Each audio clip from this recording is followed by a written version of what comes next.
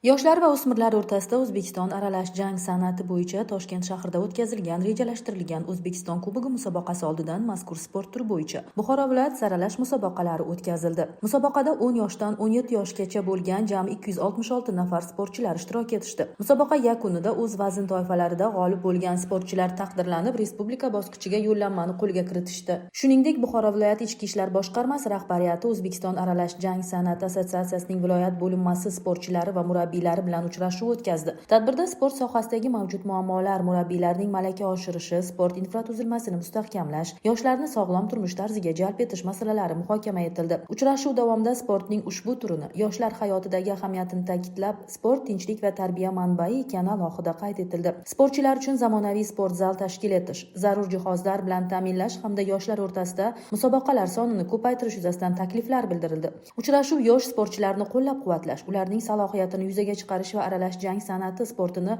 viloyatda yanada ommalashtirish yo'lida muhim qadam bo'ldi.